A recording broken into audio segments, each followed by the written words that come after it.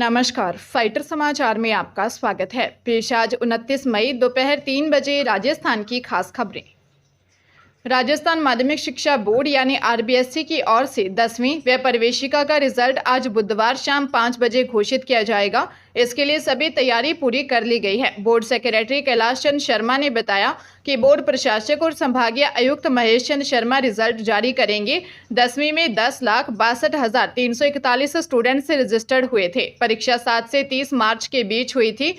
पिछले साल 10वीं का रिजल्ट 90.49% रहा था। यह रिजल्ट परीक्षा समाप्ति के 50 दिन बाद जारी किया गया। इस साल लोकसभा चुनाव के कारण देरी हुई और रिजल्ट करीब 60 दिन बाद जारी होगा। इससे पहले 20 मई को राजस्थान बोर्ड ने एक साथ 12वीं साइंस, कॉमर्स और आर्ट्स का रिजल्ट घोषित किया था।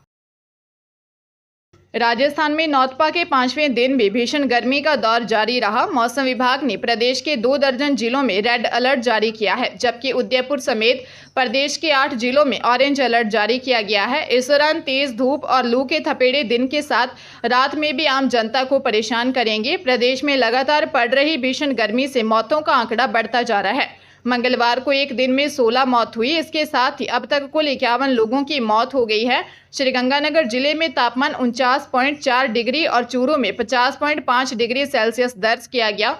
मौसम केंद्र जयपुर के निदेशक राधेश्याम शर्मा ने बताया कि अगले 24 घंटों में प्रदेश के तापमान में गिरावट का दौर शुरू हो जाएगा। 23 और 31 मई के बीच प्रदेश में एक नया पश्चिमी विक्षोभ सक्रिय हो रहा है। इसके असर से राजस्थान के उत्तरी भाग में धूल भरी आंधी चलने के साथ बारिश होने की संभावना है। वहीं पश्चिमी राजस्थान में 31 मई से अधिकांश जिलों में तापमान 2 से 4 डिग्री की गिरावट होगी।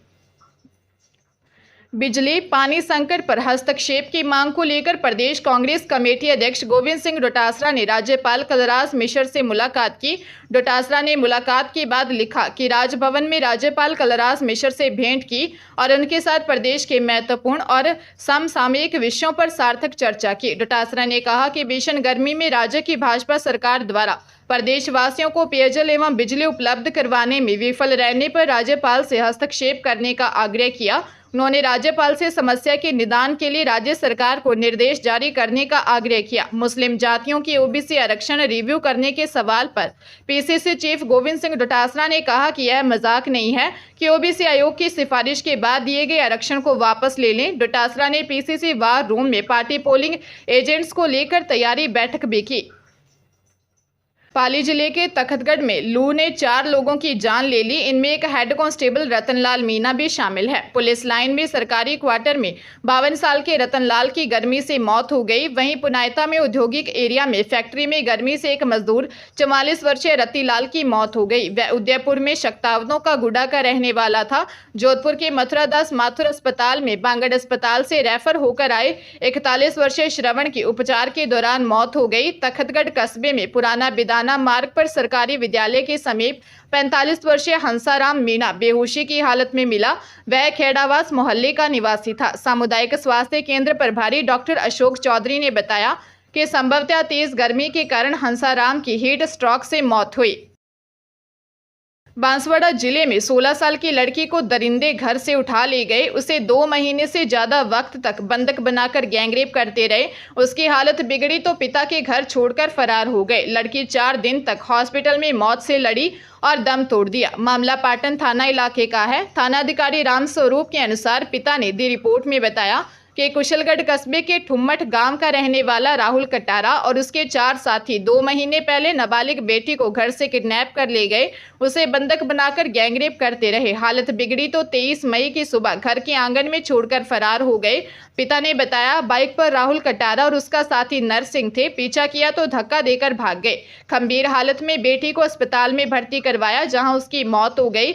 मामले की जांच कुशलगढ़ डीएसपी शिवन्या सिंह को सौंपी गई है। उन्होंने कहा कि दोषियों के खिलाफ कड़ी कार्रवाई की जाएगी।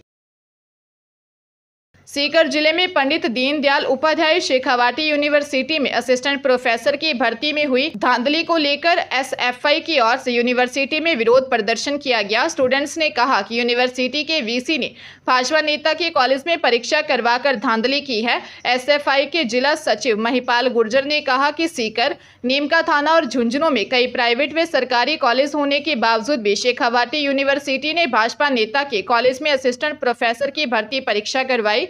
यह परीक्षा दर्शाती है कि किस तरह से यूनिवर्सिटी का वीसी अपने चहेते भाजपा के लोगों को फायदा पहुंचाने का काम कर रहा है। एसएफआई लगातार यूनिवर्सिटी में होने वाली भर्ती प्रक्रिया में धांधली की आवाज उठा रही थी, लेकिन अब खुद वीसी ने भ्रष्टाचार को साबित कर दिया है। गुर्जर ने कहा कि मांगे नहीं माने जाने तक धरना प्रदर्शन जारी रहेगा। दिल्ली के बेबी केयर सेंटर में आग लगने के बाद करौली नगर परिषद और जिला प्रशासन भी सक्रिय हो गया। नगर परिषद टीम ने जिला मुख्यालय स्थित निजी नर्सिंग होम और हॉस्पिटल का निरीक्षण कर अग्निशमन एनओसी की जांच की। निरीक्षण के दौरान गुलाब बाग स्थित एक निजी हॉस्पिटल में अग्निशमन एनओसी नहीं मिलने पर अस्पताल के कार्यालय को सीज किया है। साथ ही कई निजी अस्पताल को जल्द से जल्द अग्निशमन एनओसी लेने के निर्देश दिए हैं। आयुक्त करणी सिंह ने बताया कि दिल्ली के अस्पताल में हुए अग्निकांड के बाद कलेक्टर ने जिले में भी आग लगने से होने वाले हादसों को रोकने के लिए आवश्यक कदम उठाने के निर्देश दिए हैं, जिसके बाद जिला मुख्यालय स्थित निजी अस्पतालों की जांच की गई। जांच के दौरान गुलाब बाग स्थित एक निजी हॉस्पिटल में अग्निशमन एनओसी नहीं मिलने पर कार्यालय सीज किया है। उदयपुर में फूड पॉइजनिंग से महिला सहित 3 की मौत हो गई, वहीं 22 लोगों का इलाज चल रहा है। सभी सगाई समारोह में खाना खाकर घर लौटे थे। अचानक तबीयत बिगड़ने पर हॉस्पिटल पहुंचे। मामला सामने आने के बाद क्षेत्रीय विधायक और जनजातीय मंत्री बाबूलाल खराड़ी कोटड़ा, उदयपुर कलेक्टर अरविंद कुमार पोसवाल व CMHO doctor Shankar Bamniya Kotda hospital पहुंचे। सीएमएचओ ने बताया कि मामले में उन्हीं लोगों की तबीयत बिगड़ी है जिन्होंने नॉनवेज के साथ देसी शराब पी थी।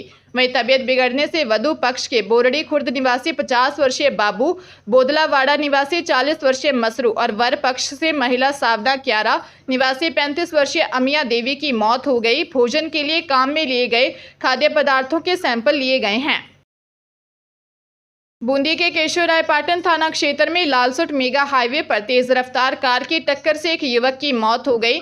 युवक शादी के बाद पहली बार अपनी बहन को ससुराल से लेकर गांव लौट रहा था। हादसे में लोकेंद्र, उसकी बहन भारती और 11 साल का मासूम घायल हो गया। घायलों को कोटा के एमबीएस अस्पताल में भर्ती करवाया गया, जहां इलाज के दौरान लोकेंद्र की मौत हो गई। मृतक के चाचा नेमीचंद नागर ने बताया 23 मई को भारती की शादी हुई थी। शादी के बाद पहली बार उसका भाई लोकेंद्र उसे लेने ससुराल माधोराजपुरा गया था। लोकेंद्र अपनी बहन भारती को लेकर गांव आ रहा था। उसके साथ 11 साल का भांजा आदित्य भी था। लालसोट मेगा हाईवे पर सामने से आ रही अल्टो कार ने उनकी बाइक को टक्कर मार दी। लोकेंद्र के 2.5 साल का बच्चा और 7 महीने की बेटी है। फिलहाल पुलिस मामले की जांच कर रही है।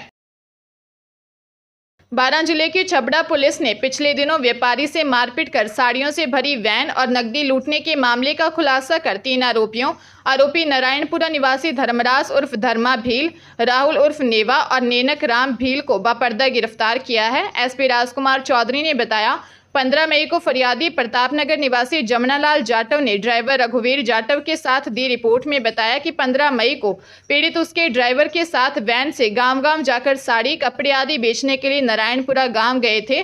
शाम 5 बजे गांव पटना के लिए निकले थे। इस दौरान रास्ते में 4 अज्ञात नकाबपोश युवकों ने उनकी वैन को पत्थर मारकर रुकवाया और उन पर हमला कर घायल कर दिया तथा बदमाश साड़ी, कपड़ों से भरी वैन और उसमें रखे 10,000 नकदी रखा बैग लूट कर ले गए। पुलिस की विशेष टीम ने अंधेरी नदी की पुलिया खैरखेड़ा नाथूराम के पास नाकाबंदी कर आरोपियों को दबोच लिया। अजमेर के कृष्णगंज थाना क्षेत्र में स्थित मकान में चोरी की वारदात सामने आई है। चोरों ने घर के ताले तोड़कर अलमारी में रखे सोने चांदी के जेवरात और नकदी चोरी कर भाग गई। पीड़ित महिला अपनी बेटी के साथ अपनी मां के घर गई थी। कृष्णगंज थाना पुलिस के अनुसार अंजना चौधरी कॉलोनी निवासी स्वाति शर्मा ने बताया कि वह अपनी बेटी के साथ अपनी मां के घर शास्त्री नगर गई हुई थी। वह वहीं रात में रुकी हुई थी। पीछे से चोरों ने मकान के ताले तोड़कर अलमारी से 40 तोला चांदी की पायल, 2 सोने के मंगलसूत्र, 1 सोने की अंगूठी, 1 सोने की नाक की बाली और 2,000 रुपये नकदी चोरी कर फरार हो गए। पुलिस टीम के द्वारा घर के आसपास लगे सीसीटीवी खंगाले जा रहे हैं।